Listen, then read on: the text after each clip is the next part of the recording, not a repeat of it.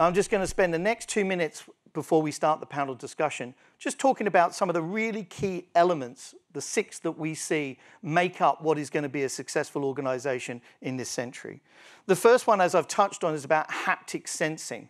It's about how can we create these greater proactive abilities to understand and sense and get that feedback inside and outside of our organizations.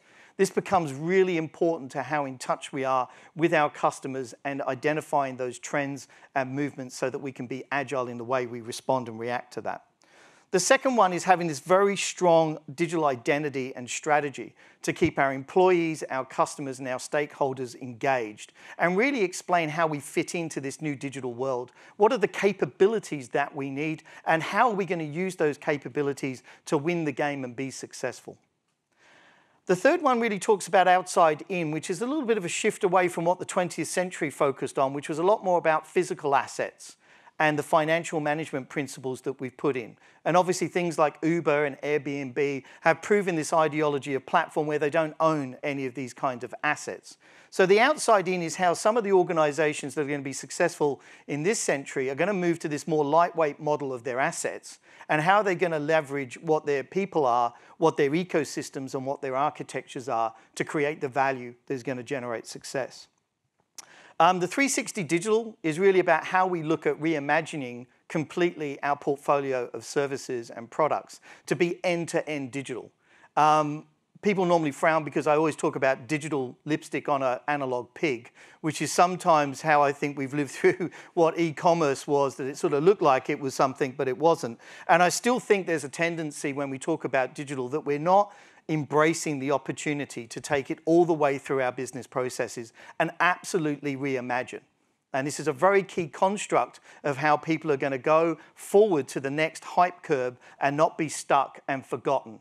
We're in this 4th industrial revolution. We need to go back and learn from history that the people that didn't think electricity was going to change steam, they didn't factor in that next generation of organizations. We've seen that through the dot-com and the digital era. It's going to continue, so we have to think very differently. Based on that, the last 2 I think are very critical, if not all of them are being critical. And that is looking at culture and looking at how do we start building a culture that is adaptive. And there's lots of different words from agile, flexible, and fluid. We've chosen the one that's adaptive, and we think that's about how do we build in to the DNA of our organizations and interactions the ability to continually evolve and react to the changing conditions, because it's only going to continue to accelerate.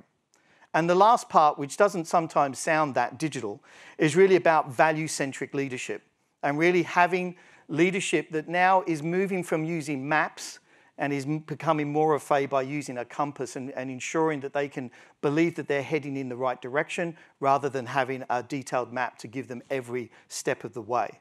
And I think the important thing there, and the final point that I'll make on my slides, is really the ability to understand that we also need to shift our thinking not only of what value and that life cycle is, but how we all treat in an organizational context and as an individual the topic of risk. And so we do need to shift that way of thinking. And the last thing on that point is really, I like to think of we need to change mindsets, not tool sets.